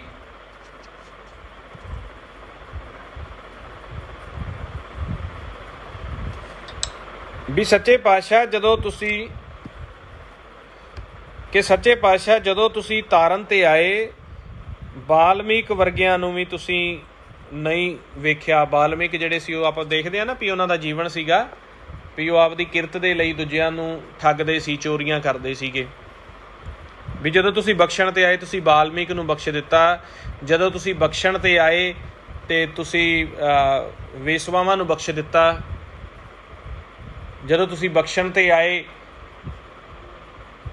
ਤੁਸੀਂ ਹਾਥੀ ਨੂੰ ਵੀ ਬਖਸ਼ ਦਿੱਤਾ, ਗੱਜ ਨੂੰ ਵੀ ਬਖਸ਼ ਦਿੱਤਾ। ਉਹਨਾਂ ਦੀ ਸੁਰਤੀ ਉੱਥੇ ਵਾਸ ਕਰ ਗਈ। ਜਿਵੇਂ ਆਪਾਂ ਗੁਰਮੁਖ ਸਾਨੂੰ ਸਮਝਾਉਂਦੇ ਹੁੰਦੇ ਸੀ ਵੀ ਗੁਰਮੁਖੋ, ਕਈ ਵਾਰੀ ਸਾਡਾ ਸੰਜੋਗੀ ਕੋਈ ਸਾਡੇ ਨੇੜੇ ਤੇੜੇ ਦਾ, ਜਿੰਦਾ ਅਖੀਰੀ ਸਮਾਂ ਆ ਜਾਂਦਾ ਹੈ ਨਾ, ਅਤੇ ਗੁਰਬਾਣੀ ਦਾ ਹੁਕਮ ਹੈ ਵੀ ਮਾਲਕ ਸਾਡੇ ਸਭਨਾਂ ਦੇ ਉੱਪਰ ਤਰਸ ਕਰਕੇ, ਵੀ ਕਿਉਂਕਿ ਆਪਾਂ ਤੁਹਾਨੂੰ ਪਹਿਲੋਂ ਬਚਨ ਕੀਤਾ ਨਾ ਵੀ ਦੁਨਿਆਵੀ ਦੇਹ ਨੇ ਮਾਲਕ ਨੂੰ ਦੇਖਿਆ ਹੀ ਨਹੀਂ, ਇਸ ਕਰਕੇ ਸਾਰੀ ਉਮਰ ਇਹ ਝੂਠਾ ਗਿਆਨ ਹੀ ਦ੍ਰਿੜ ਕਰਾਉਂਦੀ ਰਹਿੰਦੀ ਹੈ। ਇਹਨੇ ਦੇਖਿਆ ਹੋਵੇ ਤਾਂ ਤੁਹਾਨੂੰ ਗਿਆਨ ਦੇਵੇ ਨਾ, ਅਤੇ ਮਹਾਰਾਜ ਨੇ ਇਹਨੂੰ ਦਿਖਾਇਆ ਹੀ ਨਹੀਂ। ਇਹ ਉਲਟਾ ਗਿਆਨ ਹੈ, ਉਲਟੀਆਂ ਹੋਈਆਂ ਗਿਆਨ ਇੰਦਰੀਆਂ ਕਰਮ ਇੰਦਰੀਆਂ, ਇਸ ਕਰਕੇ ਤੁਹਾਨੂੰ ਵਿਚਾਰ ਆਉਂਦੇ ਨੇ। ਇਹਦੀ ਮੱਤ ਜਿਹੜੀ ਆ ਲਿਮਟ ਦੀ ਏ। ਮਨ ਬ੍ਰਹਮ ਵਿੱਚ ਵਿਚਰਨ ਵਾਲਾ ਹੈ, ਮਨ ਬ੍ਰਹਮ ਵਿੱਚ ਜਾ ਕੇ ਸੈਰ ਵੀ ਕਰ ਆਉਂਦਾ ਹੈ, ਉੱਥੇ ਦੀ ਉੱਥੇ ਬੈਠੀ ਹੁੰਦੀ। ਜਦੋਂ ਇਹਦੇ ਵਿੱਚ ਆ ਕੇ ਵਾਸ ਕਰਦਾ ਹੈ, ਇਹ ਉਹਨਾਂ ਵਿਚਾਰਾਂ 'ਚ ਹੀ ਰੁੱਸੀ ਬੈਠੀ ਹੁੰਦੀ ਹੈ। ਉਹ ਹੁਣ ਮਾਲਕ ਸੱਚੇ ਪਾਤਸ਼ਾਹ ਨੇ ਜਦੋਂ ਵੇਖਣ 'ਤੇ ਆਏ, ਹੁਣ ਉਹਨਾਂ ਨੇ ਦੱਸਿਆ ਵੀ ਜਦੋਂ ਅਖੀਰੀ ਸਮਾਂ ਕਿਸੇ ਗੁਰਮੁਖ ਦਾ ਆਉਂਦਾ ਹੈ ਨਾ, ਮਹਾਰਾਜ ਜੀ ਕਿਰਪਾ ਕਰ ਦਿੰਦੇ ਨੇ ਅਖੀਰੀ ਸਮੇਂ ਦੇ ਵਿੱਚ। ਜਿਵੇਂ ਤੁਹਾਡਾ ਸੰਜੋਗੀ, ਕੋਈ ਬਾਪੂ, ਦਾਦਾ, ਭੈਣ, ਭਾਈ, ਚਾਚਾ, ਮਾਮਾ, ਹਾਂਜੀ, ਕੋਈ ਦੋਸਤ ਮਿੱਤਰ ਹੈ, ਕਈ ਵਾਰੀ ਸਰੀਰ ਛੱਡਦਾ ਹੁੰਦਾ ਹੈ ਨਾ, ਅਤੇ ਉਹਨਾਂ ਦੇ ਅਨਹਦ ਸ਼ਬਦ ਪ੍ਰਗਟ ਹੁੰਦੇ ਨੇ ਵੀ ਜੇ ਤੁਹਾਨੂੰ ਮੌਕਾ ਮਿਲੇ, ਉਹ ਜਦੋਂ ਸਰੀਰ ਛੱਡਦਾ ਪਿਆ ਉਹਦੇ ਕੋਲ ਹੋ, ਤੁਸੀਂ ਉਹਨੂੰ ਸਿਮਰਨ ਸ਼ੁਰੂ ਕਰਾ ਦਿਓ ਅਤੇ ਉਸ ਗੁਰਮੁਖ ਨੂੰ ਕਹੋ ਵੀ ਜਿਹੜੀਆਂ ਤੇਰੇ ਕੰਨਾਂ ਦੇ ਅੰਦਰਗਤ ਆਵਾਜ਼ਾਂ ਚੱਲਦੀਆਂ ਨੇ, ਉਹ ਆਵਾਜ਼ 'ਚ ਧਿਆਨ ਲਾ ਲੈ।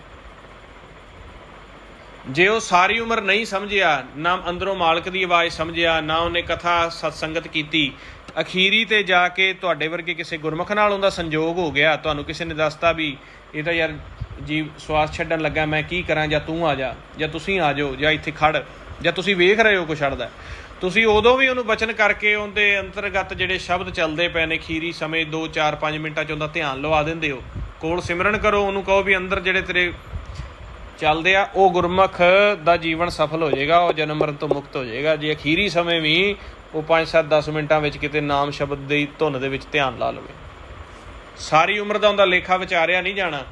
ਇਹ ਗਿਆਨ ਹੈ, ਇਹ ਮਹਾ ਗਿਆਨ ਹੈ ਜਿਹੜਾ ਭਾਸ਼ਾ ਦੇ ਵਿੱਚ ਨਹੀਂ ਵਿਚਾਰਦਾ। ਜੈਸੇ ਭਾਲਕ ਭਾਏ ਸੁਭਾਈ ਲੱਖ ਅਪਰਾਧ ਕਮਾਵੇ, ਕਰ ਉਪਦੇਸ਼ ਝਿੜਕੇ ਬਹੁ ਭਾਤੀ ਬੋੜ ਪਿਤਾ ਗੱਲ ਆਵੇ।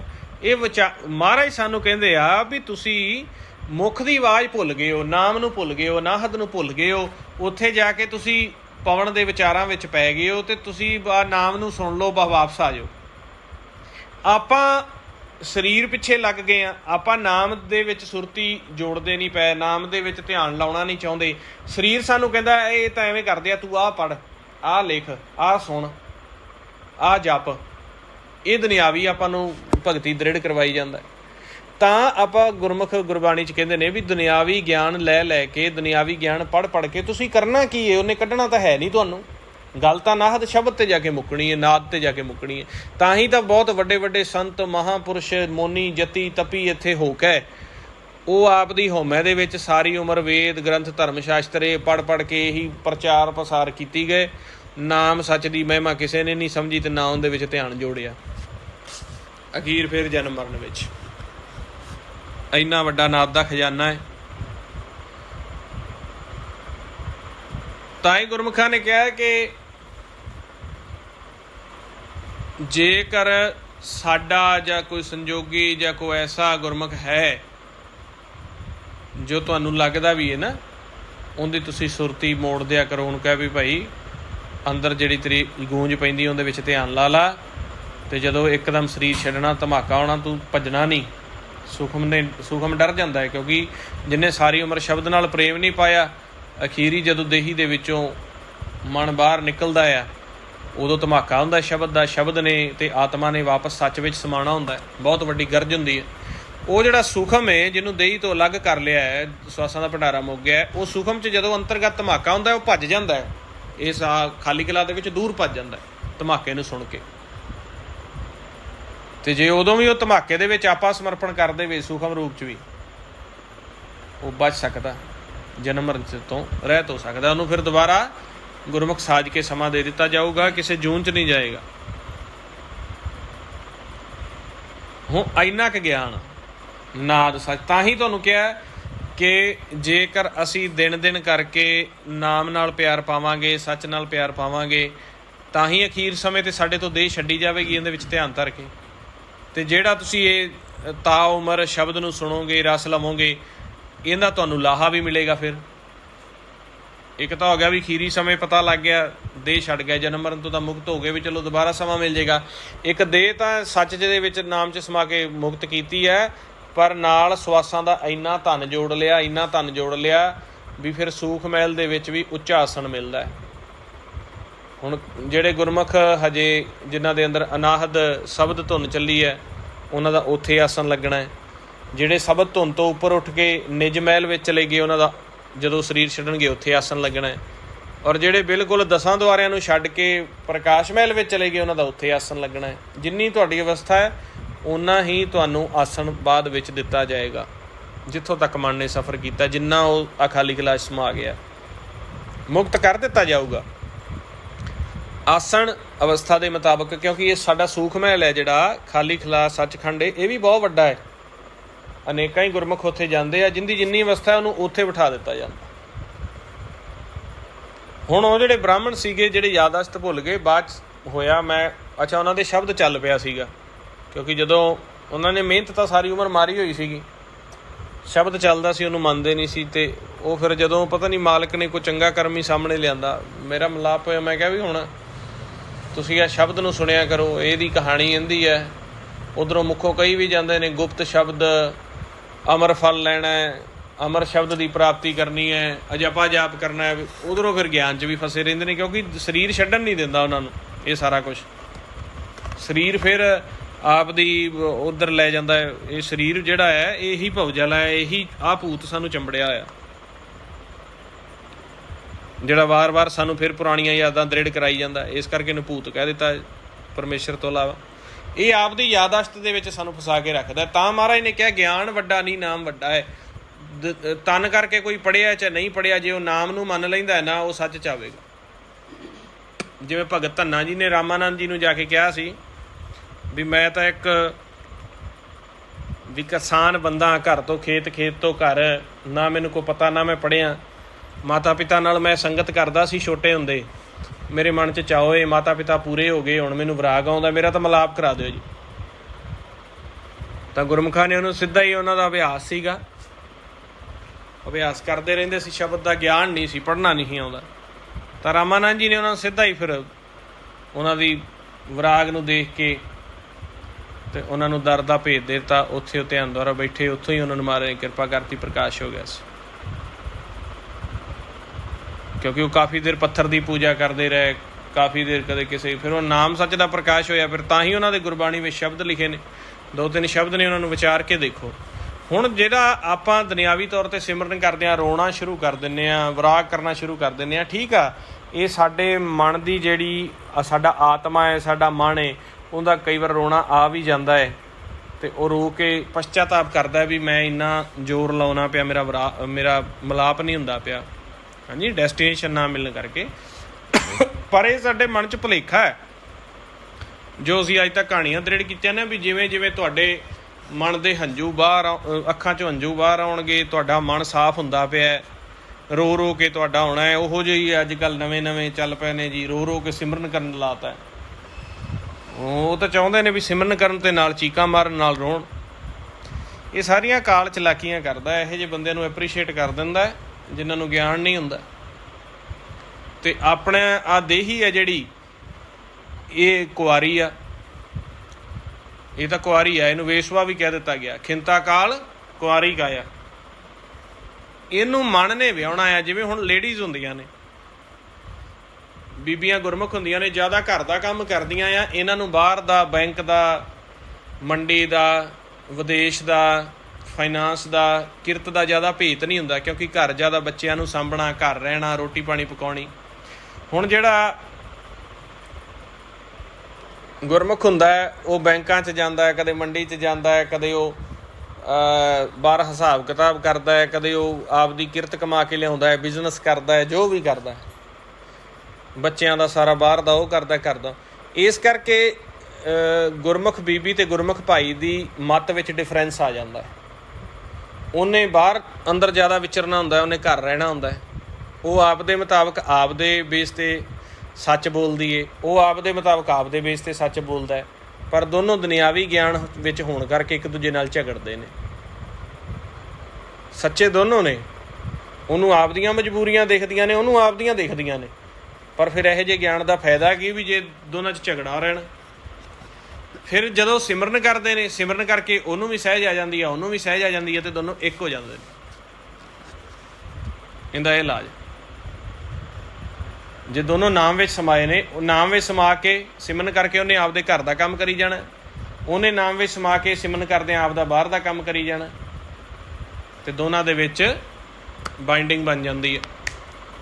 ਹੁਣ ਇਸੇ ਤਰੀਕੇ ਇਹ ਜਿਹੜੀ ਧਨ ਕੱਚੀ ਫਿਰ ਚਪਲ ਸਿਆਣਾ, ਮਨ ਨੇ ਤਾਂ ਉੱਪਰ ਸੱਚਖੰਡ ਜਾਣਾ ਹੁੰਦਾ ਹੈ, ਇਹਨੂੰ ਛੱਡ ਕੇ ਮਾਲਕ ਨਾਲ ਮਿਲਾਪ ਕਰਨਾ ਹੈ, ਉੱਥੇ ਜਾ ਕੇ ਗੱਲਬਾਤ ਕਰਨੀ ਹੈ, ਵਿਚਰਨਾ ਹੈ, ਅਕਾਲ ਪੁਰਖ ਸੱਚੇ ਪਾਤਸ਼ਾਹ ਦੇ ਖੰਡਾਂ ਬ੍ਰਹਿਮੰਡਾਂ ਦੇ ਵਿੱਚ ਵਿਚਰਨਾ ਹੈ, ਉੱਥੋਂ ਉਪਦੇਸ਼ ਲੈਣਾ ਹੈ, ਅਤੇ ਇਸ ਸਰੀਰ ਦੇ ਵਿੱਚ ਖੇਡਣ ਆਉਣਾ ਹੈ।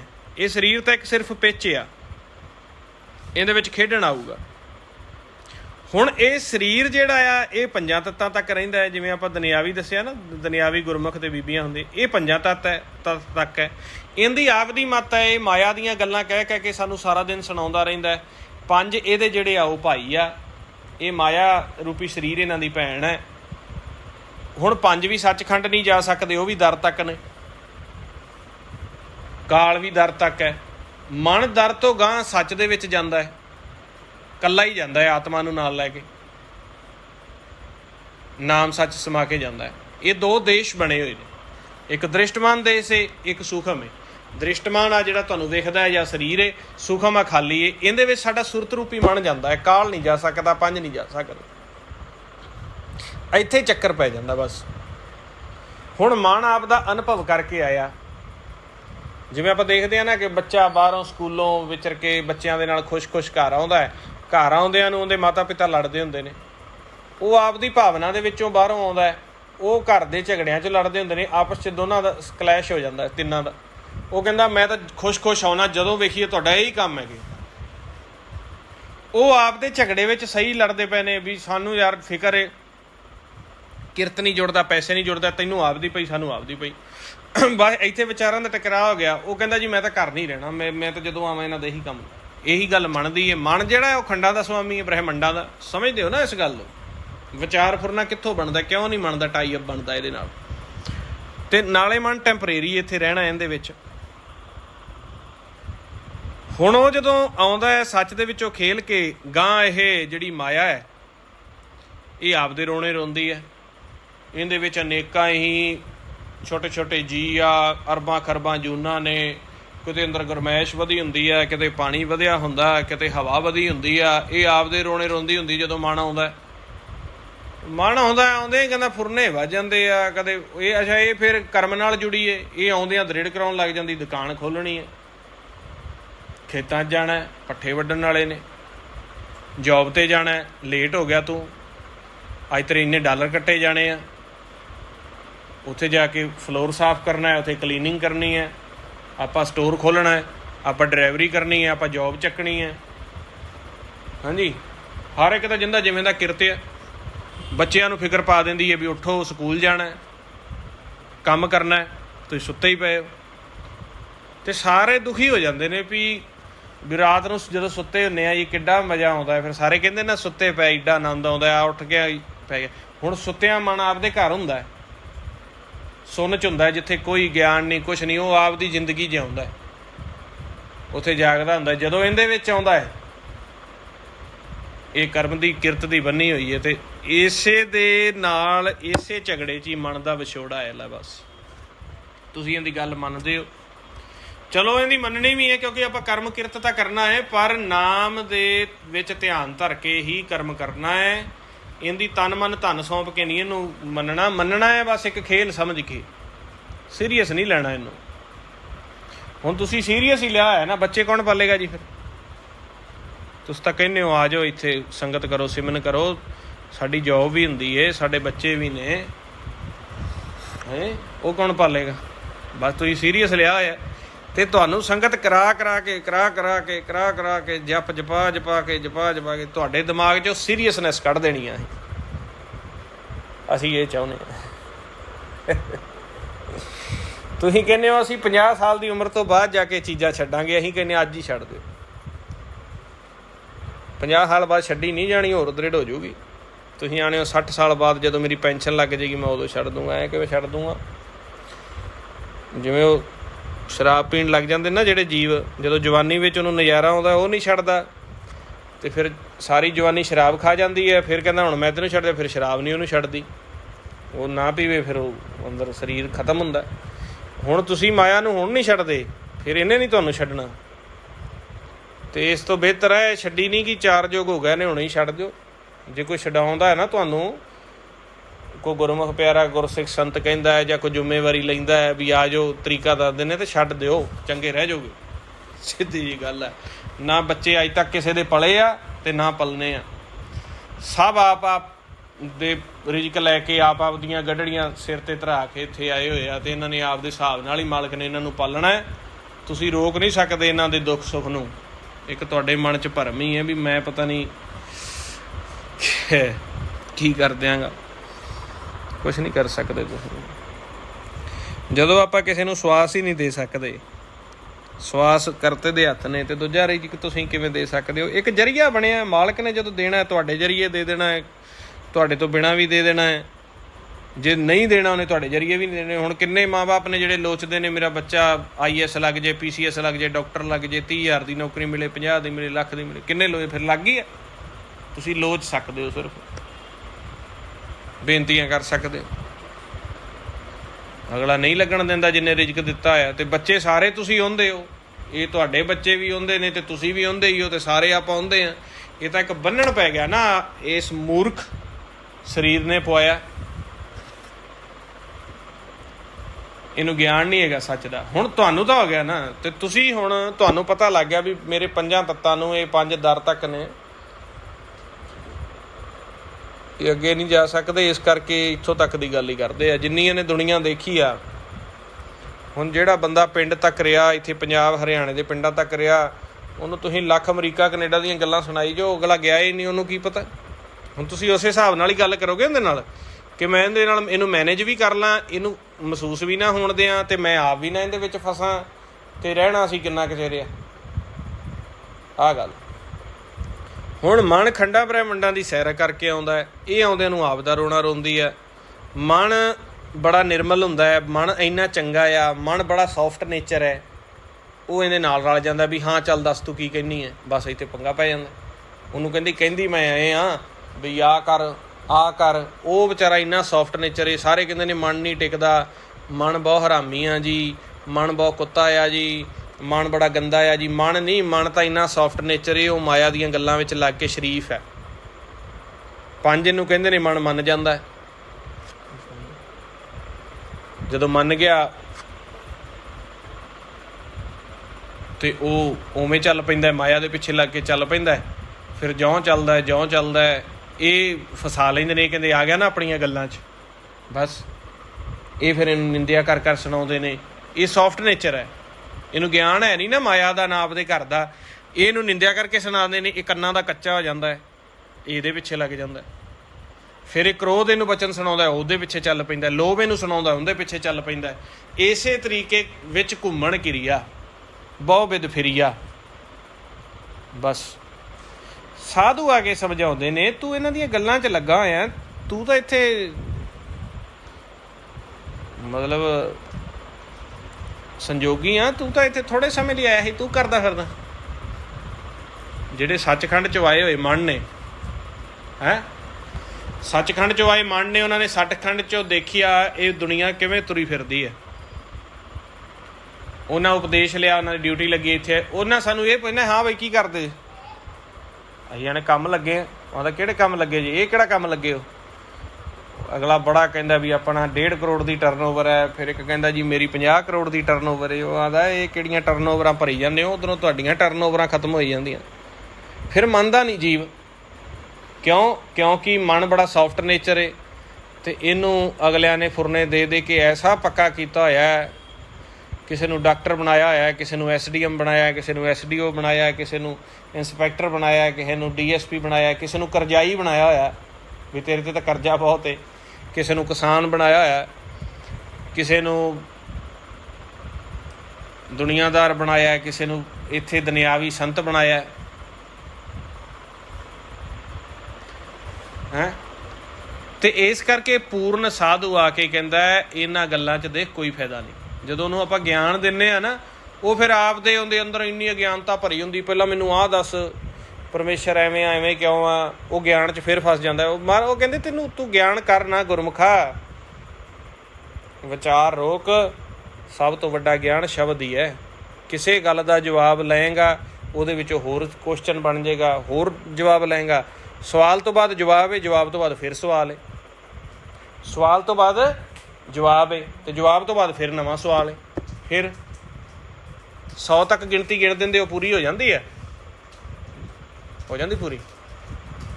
ਫਿਰ 101 ਚੱਲ ਪੈਂਦਾ, ਫਿਰ 200 ਤੱਕ ਗਿਣ ਦਿੰਦੇ, ਉਹ ਪੂਰੀ ਹੋ ਜਾਂਦੀ ਹੈ। ਗਿਣਤੀ ਪੂਰੀ ਹੋਈ ਹੈ ਕਦੇ? ਅਤੇ ਫਿਰ ਸਵਾਲ ਪੂਰੇ ਹੋਏ ਨੇ, ਅਤੇ ਗਿਆਨ ਕਿਵੇਂ ਪੂਰਾ ਕਰ ਲਏਗਾ? ਫਿਰ ਫਸ ਜਾਓਗੇ। ਤਾਂ ਜਦੋਂ ਅਨਾਹਤ ਵਿੱਚ ਸੁਰਤ ਜੁੜ ਗਈ, ਉੱਥੇ ਫੁਰਨਾ ਹੈ ਹੀ ਨਹੀਂ ਕੋਈ। ਵੇਖੋ ਕਿੱਡਾ ਵੱਡਾ ਗਿਆਨ ਆ। ਜਿਹੜੇ ਕਹਿੰਦੇ ਨਾ ਯੋਗ ਮੱਤ ਹੈ ਜੀ, ਉਹ ਦੁਨਿਆਵੀ ਗਿਆਨ ਇੰਦਰੀਆਂ ਨਾਲ ਉਹਨੇ ਕੀਤਾ। ਯੋਗ ਮੱਤ ਹੈ ਜੀ, ਨਾਮ ਤਾਂ ਸੁਣਨਾ ਹੀ ਨਹੀਂ, ਗੁਰੂ ਨਾਨਕ ਨਹੀਂ ਕਹਿੰਦੇ, ਗੁਰਬਾਣੀ ਨਹੀਂ ਕਹਿੰਦੇ। ਵੇਖੋ ਤੁਸੀਂ ਗੁਰਬਾਣੀ ਖੋਜੋ, ਕਹਿੰਦੇ ਕਿਉਂ ਨਹੀਂ? ਸ਼ਬਦ ਵਿੱਚ ਜਦੋਂ ਧਿਆਨ ਲਾ ਤਾਂ ਫੁਰਨਾ ਹੀ ਖਤਮ ਹੋ ਗਿਆ। ਇਸ ਤੋਂ ਵੱਡਾ ਗਿਆਨ ਕਿਹੜਾ? ਜਦੋਂ ਕੋਈ ਵੀ ਦੁੱਖ ਹੈ, ਸੁੱਖ ਹੈ, ਹਰਖ ਹੈ, ਸੋਗ ਹੈ, ਰਹਿਤ ਹੋ ਗਏ, ਸਭ 'ਚ ਆ ਗਿਆ। ਸੱਚ ਦੇ ਉੱਤੇ ਧਿਆਨ ਧਰਤਾ, ਉੱਥੇ ਫੁਰਨਾ ਹੈ ਹੀ ਨਹੀਂ ਕੋਈ। ਫਿਰ ਰੋਣਾ ਕਿਵੇਂ ਆ ਗਿਆ ਬਈ? ਰੋਣੇ ਨੂੰ ਆਪਾਂ ਕਿਵੇਂ ਗੁਰਮੁਖੋ ਦਿਆਂਗੇ? ਰੋਣਾ ਵੀ ਗਲਤ ਹੈ, ਹੱਸਣਾ ਵੀ ਗਲਤ ਹੈ। ਇਹ ਤਾਂ ਦੁਨਿਆਵੀ ਕਾਰ ਆ। ਸਮਝ ਆ ਗਿਆ ਨਾ ਵੀ ਸ਼ਬਦ ਦੀ ਭਗਤੀ ਕਿਉਂ ਜ਼ਰੂਰੀ ਹੈ? ਸ਼ਬਦ ਆ ਗਏ ਨਾ, ਸਮਝ ਆ ਗਿਆ ਨਾ ਮਨ ਕਿਉਂ ਫਸਿਆ ਹੋਇਆ। ਮਨ ਸੂਖਮ ਹੈ, ਉਹ ਇਸ ਮਾਇਆ ਦੇ ਵਿੱਚ ਖੇਡਣ ਆਉਂਦਾ ਹੈ। ਮਾਇਆ ਕੂੜ ਗਿਆਨ ਕਰਕੇ ਫਸਾ ਲੈਂਦੀ। ਫਿਰ ਉਹ ਸਾਧੂਆਂ ਦੀ ਸੰਗਤ ਵਿੱਚ ਜਾ ਕੇ ਸਿਮਰਨ ਕਰਕੇ ਗਿਆਨ ਲੈ ਕੇ ਫਿਰ ਉਹ ਸਮਝਦਾ, ਅੱਛਾ ਮੈਂ ਤਾਂ ਹਰਖ ਵਿੱਚ ਫਸ ਜਾਂਦਾ, ਕਦੇ ਸੋਗ ਫਸਾ ਲੈਂਦਾ। ਚੰਗੇ 'ਚ ਫਸ ਜਾਣਾ ਮਾੜਾ ਫਸਾ ਲੈਂਦਾ, ਮਾੜੇ 'ਚ ਫਸ ਜਾਣਾ ਚੰਗਾ ਫਸਾ ਲੈਂਦਾ। ਇਹ ਹਰਕਸ ਹੋ ਗਏ ਗਿਆਨ। ਇਸ ਕਰਕੇ ਸਿਮਰਨ ਕਰਕੇ ਵਿਚਾਰਾਂ ਨੂੰ ਛੱਡਣਾ, ਪਾਉਣ ਨੂੰ ਛੱਡ ਦੇਣਾ। ਇਹ ਪਾਉਣ ਵਿੱਚ ਹੀ ਸਾਰਾ ਖੇਲ ਹੈ। ਫਿਰ ਸਾਧੂਆਂ ਨੇ ਦੇਖਿਆ ਛਡਾਇਆ ਕਿਵੇਂ ਜਾਏ। ਉਹਨਾਂ ਨੇ ਵੇਖਿਆ ਵੀ ਪਾਉਣ ਦੇ ਵਿੱਚ ਗਿਆਨ ਚੱਲਦਾ, ਪਵਨ ਦੇ ਵਿੱਚ ਹੀ ਸਾਰਾ ਖੇਲ ਚੱਲਦਾ ਪਿਆ ਮਾਇਆ ਦਾ। ਅਤੇ ਪਵਨ ਕਿੱਥੇ ਚੱਲਦੀ ਪਈ ਆ? ਦੋ ਸਿਰਿਆਂ ਵਿੱਚ ਚੱਲਦੀ ਪਈ ਆ, ਨਾਸਕਾ ਤੋਂ ਲੈ ਕੇ ਨਾਭੀ ਤੱਕ, ਨਾਭੀ ਤੋਂ ਫਿਰ ਨਾਸਕਾ 'ਤੇ। ਉਹਨਾਂ ਨੇ ਆ ਨਾਸਕਾ ਵਾਲੇ ਪੁਆਇੰਟ ਤੋਂ ਉੱਪਰ ਸੁੰਨ ਵਿੱਚ ਧਿਆਨ ਲਵਾਇਆ, ਕਿਉਂਕਿ ਸੁਰਤ ਹੀ ਸੰਯੋਗ ਕਰਦੀ ਹੈ ਪਵਨ ਦਾ ਅਤੇ ਵਿਚਾਰ ਚੱਲਦੇ ਨੇ। ਅਤੇ ਜੇ ਸੁਰਤ ਹੀ ਪਵਨ ਦਾ ਸੰਯੋਗ ਕਰਨਾ ਛੱਡ ਦੇਵੇ, ਉੱਪਰ ਸੁੰਨ ਦਾ ਸੰਯੋਗ ਕਰ ਲਵੇ ਜਿੱਥੇ ਨਾਮ ਚੱਲਦਾ ਹੈ, ਮੁਕਤ ਹੋ ਜਾਊਗਾ। ਸੁਣ ਕੇ ਸੋਹਣਾ ਸੋਹਣਾ ਲੱਗਾ ਹੈ ਨਾ, ਸੁਖ ਆਇਆ ਨਾ। ਬਸ ਸੁਰਤ ਟਿਕਾ ਕੇ ਰੱਖਣੀ ਹੈ, ਫਿਰ ਆਨੰਦ ਆਊਗਾ। ਹੁਣ ਇੱਥੇ ਸੁਣ ਲਿਆ, ਇੱਥੇ ਤਾਂ ਆਨੰਦ ਆ ਗਿਆ। ਘਰ ਜਾ ਕੇ ਫਿਰ ਕਹੋਗੇ ਆ ਥੋੜ੍ਹਾ ਜਿਹਾ ਨਾ ਕੰਮ ਰੁਕਿਆ ਹੋਇਆ ਸੀ ਸਾਡਾ, ਇਹਦੇ ਵੀ ਕੋਈ ਅਰਦਾਸ ਕਰ ਦਿਓ ਜੀ, ਆਹ ਕੰਮ ਨਹੀਂ ਬਣਦਾ ਪਿਆ ਸੀ। ਕਿਉਂ? ਮਾਇਆ ਨੇ ਦ੍ਰਿੜ ਕੀਤਾ ਹੋਇਆ ਹੈ। ਹੌਲੀ ਹੌਲੀ ਇਹ ਦ੍ਰਿੜਤਾ ਜਿਹੜੀ ਇਹ ਖਤਮ ਹੋਏਗੀ। ਮਨ ਡਿੱਗਦਾ ਡੋਲਦਾ ਹੈ, ਮਹਾਰਾਜ ਕਹਿੰਦੇ ਡਿੱਗੇ ਨਾ ਡੋਲੈ, ਦ੍ਰਿੜ ਕਰ ਰਹੇ ਹੋ ਪੂਰਨ ਹੋਏ ਤ੍ਰਿਪਤਾਨੀ। ਜਿੰਨੀ ਦੇਰ ਤੱਕ ਮਨ ਡਿੱਗਦਾ ਡੋਲਦਾ ਹੈ, ਉਨੀ ਦੇਰ ਤੱਕ ਦ੍ਰਿੜ ਕਰੀ ਜਾਣਾ ਸਿਮਰਨ ਨੂੰ, ਫਿਰ ਤ੍ਰਿਪਤੀ ਹੋਏਗੀ। ਨਹੀਂ ਤਾਂ ਇਹ ਸਰੀਰ ਨੇ ਨਾ ਮਾਲਕ ਨੂੰ ਮਹਿਸੂਸ ਕੀਤਾ, ਨਾ ਇਹ ਗੱਲ ਕਰ ਸਕਦਾ। ਇਹ ਤਾਂ ਤੁਹਾਨੂੰ ਕੂੜ ਹੀ ਦ੍ਰਿੜ ਕਰਾਊਗਾ। ਤੁਸੀਂ ਆਪ ਇਸ ਵਿਚਾਰਾਂ ਤੋਂ ਨਾਤਾ ਤੋੜ ਕੇ, ਇਹਨੇ ਤਾਂ ਤੁਹਾਨੂੰ ਅੰਦਰ ਦੀ ਅੰਦਰ ਸੁਖਮ ਸੁਖਮ ਵਿਚਾਰ ਦੇ ਕੇ ਫਸਾਈ ਜਾਣਾ। ਤੁਸੀਂ ਆਪ ਨਾਤਾ ਤੋੜ ਲੈਣਾ ਗੁਰਮੰਤਰ ਦੁਆਰਾ, ਕਿਉਂਕਿ ਗੁਰਮੰਤਰ ਕਰਦੇ ਹਾਂ ਫੁਰਨੇ ਰੁਕ ਜਾਂਦੇ ਨੇ, ਸਿਰਫ ਸ਼ਬਦ ਰਹਿ ਜਾਂਦਾ।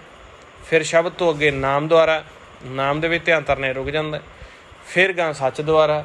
ਅਤੇ ਇਸ ਤਰ੍ਹਾਂ ਆਪਦੇ ਆਪ ਨੂੰ ਦ੍ਰਿੜ ਕਰਕੇ ਇਸ ਪਾਉਣ ਤੋਂ, ਇਸ ਮਾਇਆ ਤੋਂ ਕਰਮ ਕਰਦੇ ਹਾਂ, ਦਿਨ ਰਾਤ ਦੀ ਕਹਾਣੀ ਵਿੱਚ ਵੱਖ ਰੱਖਣਾ। ਜਦੋਂ ਸੁਬਾਹ ਇਹਦੇ ਨਾਲ ਕਰਮ ਕਰਦਿਆਂ ਨਾਤਾ ਤੋੜ ਲਿਆ, ਰਾਤ ਨੂੰ ਜਦੋਂ ਤੁਸੀਂ ਫਿਰ ਨਾਮ ਦੇ ਵਿੱਚ ਧਿਆਨ ਧਰੋਗੇ, ਉਹ ਸਹਿਜ ਸੁਭਾਏ ਨਾਮ ਆਪਦੇ ਦੇਸ਼ 'ਚ ਲੈ ਜਾਏਗਾ। ਫਿਰ ਮਨ ਭਵਜਲ 'ਚ ਨਹੀਂ ਜਾਏਗਾ ਅਤੇ ਨਾਤਾ ਟੁੱਟ ਜਾਊਗਾ। ਆਓ ਫਿਰ ਆਪਾਂ ਸਿਮਰਨ ਕਰੀਏ, ਅਭਿਆਸ ਕਰੀਏ, ਪ੍ਰੈਕਟੀਕਲ ਕਰੀਏ। ਕਰੋ ਸ਼ੁਰੂ ਜੀ। ਵਾਹਿਗੁਰੂ ਵਾਹਿਗੁਰੂ